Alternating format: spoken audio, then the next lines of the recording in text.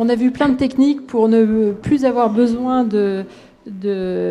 pour ne plus avoir d'amétropie résiduelle avec l'évolution des nouvelles formules de calcul d'implant, et puis en particulier après chirurgie réfractive. Mais Cathy va nous présenter la correction des amétropies résiduelles après chirurgie du cristallin.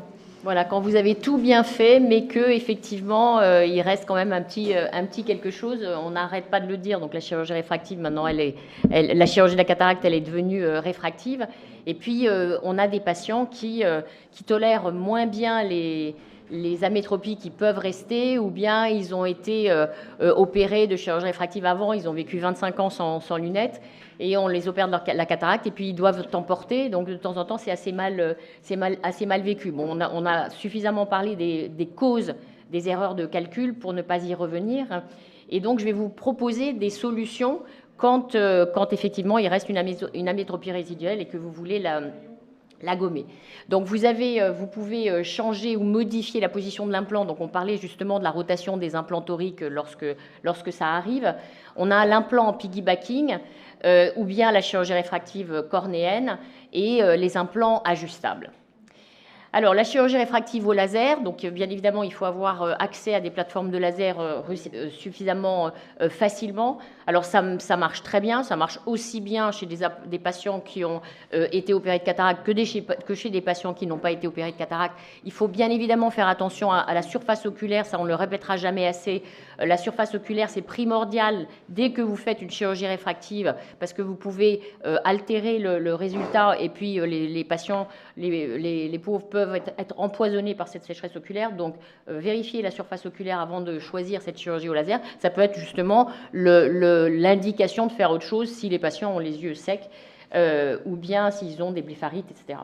Les résultats sont identiques à ceux des LASIK de première intention. Moi, j'en ai fait plein. Je crois qu'il y avait une petite vidéo, je ne sais pas si elle est partie. Mais on a des résultats qui sont vraiment très bons, et les séries publiées montrent qu'effectivement, on a des résultats identiques. Lorsqu'on ne veut pas attendre trop, parce qu'évidemment, le LASIK impose que la cicatrisation soit bonne, on va poser un allocution, sauf si on a sur le Visumax qui vraiment appuie à peine. Mais on est obligé de poser un allocution quand même. On peut envisager une PKR. Là aussi, on a des résultats qui sont très, très, très, très bons, qui sont fiables, qui sont précis. Et voilà, on a quelques jours un peu désagréables pour les patients. Et c'est pour ça que, en général, on privilégie le LASIK. Alors, on peut également changer l'implant. Alors, changer l'implant, il faut le faire relativement tôt, même si on arrive quand même à sortir l'implant, parfois en coupant les anses et les laissant dans le sac, et puis en mettant quelque chose de différent.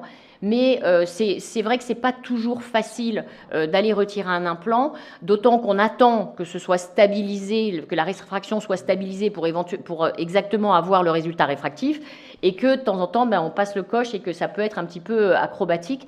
Donc, changer un implant, ce n'est pas toujours facile. Aller le retirer, on peut induire un astigmatisme parce que vous allez élargir l'incision. On peut altérer un petit peu l'endothélium. Les capsules, je sais bien qu'on a des bons rétinologues ici, mais on peut quand même se choper la capsule et avoir du vitré.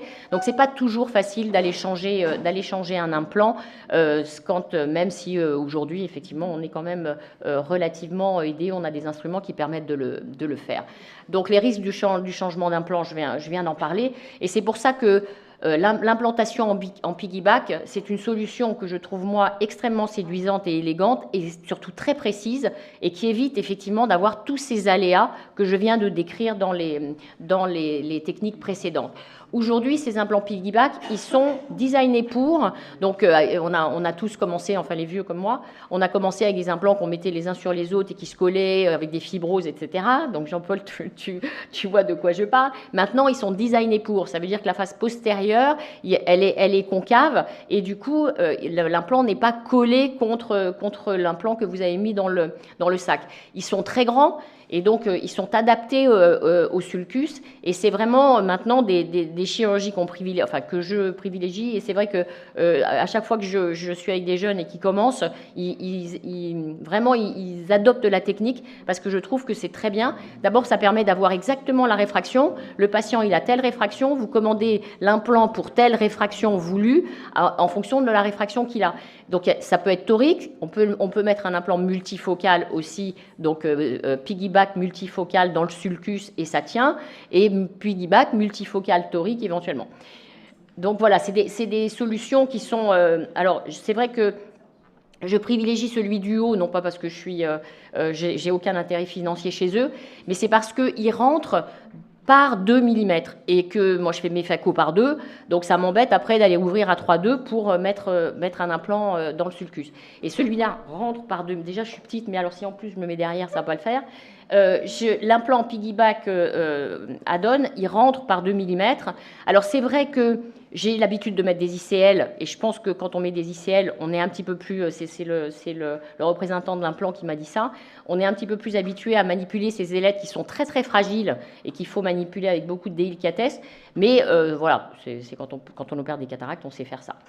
Et voilà, donc je vous montre alors c'était un patient qui avait eu un implant back in the line. Alors l'implant, c'est des implants. On fait un rexis postérieur et on vient mettre comme une jante de pneu là dans le rexis postérieur. Donc il avait ça. Après, quand je l'ai présenté à la Saphir il y a quelques temps, donc vous voyez, il avait -2 + 2.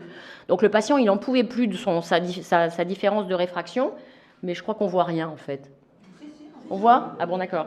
Et il n'en pouvait plus. Et du coup, quand il est venu me voir, je lui ai dit, là, franchement, je pense qu'on va mettre cet implant. Le difficile, c'est comme l'ICL, il faut mettre dans la cartouche parce qu'il faut qu'il reste concave. Et puis, ne pas abîmer les ailettes au moment de la pousser dans le piston. Et puis, vous allez l'injecter en chambre antérieure. De temps en temps, il rentre directement dessous parce qu'il faut mieux soulever l'iris. Et puis, donc, vous injectez en chambre antérieure tout doucement pour qu'il s'ouvre à l'endroit déjà, comme l'ICL, hein, c'est un peu le même concept. Et puis après, vous allez placer les 4 petites oreilles derrière l'iris. Donc, c'est facile à faire. Ouais, on voit pas grand-chose. Hein. Celui-là, il était torique, enfin, peu importe. C'est pas la peine de... voilà, vous me faites confiance, ça se met. Voilà. Donc, ça se met facilement. Et après, je crois que une fois qu'on n'a pas vu la vidéo, on a le résultat du... Je sais pas pourquoi c'est aussi mauvais, je suis désolée, on voit rien. Mais non, mais c'est pas grave, vous embêtez pas. Donc voilà, voilà, ça aurait été mieux. Mais voilà, merci beaucoup. Donc vous voyez, le patient, du coup, il était quand même beaucoup mieux puisque on était... Alors je l'ai mis des deux côtés, hein, et donc on était... Non, je crois que je l'ai laissé myope d'un côté pour lui garder sa profondeur de champ, et du côté du +2, je l'ai mis à 0,5, donc il était effectivement content. Et on parlait, je ne sais plus, de la monovision. Pensez à la monovision quand même chez les patients qui vous savez pas trop comment, glaucome, membrane, etc. Le monofocal en monovision, c'est une correction de la presbytie qui marche très bien. La bascule. Oui, la bascule. Enfin oui, bascule, monovision, 0, moins 1,50, moins 2. Voilà, alors il y a des nouvelles formules de calcul avec des nouveaux logiciels. Donc là, c'était sur le Pentacam, il y a ça. Vous rentrez toutes les données de l'implant. Et puis, voilà, le logiciel vous conseille qu'est-ce qui vaut mieux. Tourner l'implant, en sachant que quand on tourne l'implant, s'il y a une empreinte dans le sac, il peut éventuellement retourner. Mettre un implant en piggyback ou aller le retirer. Moi, sur le podium, je mets la solution du milieu. Hein. Voilà. Alors, l'implant ajustable, c'était une petite usine à gaz. Je ne sais pas si quelqu'un d'entre vous l'ont essayé. Hein? Alors, il y a le LAL. Voilà. Et effectivement, donc vous mettiez l'implant ajustable dans l'œil du patient. Il portait des lunettes même sous la douche de soleil parce que les UV pouvaient polymériser l'implant et le fixer.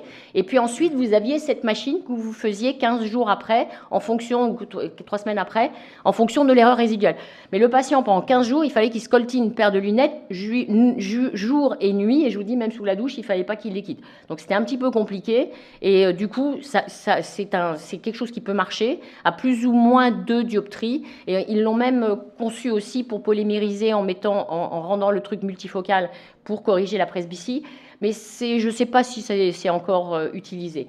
Alors voilà, la solution, ça sera peut-être l'aberrométrie péropératoire pour avoir vraiment le calcul de l'implant idéal pour le patient, sauf que il faut le camion d'implant derrière pour savoir qu'est-ce qu'on va mettre exactement comme implant. C'est ça, ça va être ça l'effet limitant. Parce que les stocks d'implants, si vous voulez, vous allez au bloc avec votre camion, oui, mais maintenant il faut ça, avec 3 dioptries d'astigmatisme, montez-le moi. Je ne suis pas sûre que ce soit très simple, mais ça sera la solution vraiment idéale qui nous permettra de résoudre les problèmes. Voilà, donc quand on a une erreur de calcul d'implant, il vaut mieux ne pas en avoir, on est bien tous d'accord, mais quand vous en avez une, ou bien que c'est des patients qui ont été opérés il y a 10 ans et qui viennent vous voir parce qu'ils n'en peuvent plus, comme celui que j'ai montré tout à l'heure, n'hésitez pas à les corriger, quelle que soit la technique, ils vous seront reconnaissants. Et puis voilà, moi j'adore l'implant Add-on. Je vous remercie. Merci Cathy, c'était très complet. Est-ce que quelqu'un a des questions? Jean-Paul? Je ne sais plus qui était là. C'était le Light Adjustable Lens. C'était cher, mais c'était surtout une usine à gaz. Le problème, c'est que l'Add-on est cher chez Medicontour. Il est 800 €. Non, il est moins cher que ça. Ils l'ont baissé, là? Je ne sais pas, mais il est moins cher que ça. Voilà. Et c'est eux qui font les calculs, mais c'est vrai que c'est excellent en résultat. Non, il doit être à 800, c'est l'implant multifocal torique. Oui, c'est ça. Oui, mais tu ne mets pas toujours des multifocaux toriques. Une question triviale, est-ce qu'il y a une codification CCRM? Non. Alors, c'est une très très très bonne question. Le problème du LASIK, c'est qu'effectivement, c'est pour ta pomme, et puis c'est un petit peu compliqué, sauf si le patient vient 4 ans après, opéré par quelqu'un, et que tu lui dis, voilà. Là, alors, c'est borderline, hein, ça reste entre nous, mais coupez les vidéos, s'il vous plaît. Mais il y a, dans la nomenclature, il y a implantation secondaire. Donc voilà, donc déjà, les frais de bloc sont payés. Quand c'est moi qui ai opéré, je prends pas de frais au patient, bien évidemment. Si c'est quelqu'un d'autre qui l'a opéré, bah tant pis. Hein. Mais quand c'est moi qui l'ai opéré, il n'y a pas de frais. Et du coup, il paye l'implant. Le patient. Non, si c'est toi qui l'as opéré, que c'est toi qui paye l'implant. Il paye. Le patient paye l'implant. Qu'il arrive, il paye l'implant. À moi, le patient paye l'implant. Attends, moi, si je le mets à 10-10 et qu'on a tout fait pour, et que machin, et qu'il a été opéré de chirurgie réfractive, et que je l'ai prévenu, et que après je lui dis on peut faire quelque chose, voilà, s'il est vraiment très exigeant, malgré tout, n'oublions pas quand même, on est d'accord que la cataracte est une chirurgie réfractive, mais la cataracte est une pathologie. Déjà, quand tu leur donnes 10 dixièmes sans correction de loin, je trouve que c'est pas si mal. Rappelons-le quand même de temps en temps. Donc moi, je leur prends pas d'honoraires. Ils payent l'implant et puis on met une codification pour que les frais de clinique soient... Par contre, ils payent la collection de la muette qui est très très très très bonne. Cathy, juste une question. À l'ESCRS, ils avaient parlé à un moment d'un laser qui permettait justement de changer le profil antérieur de l'implant.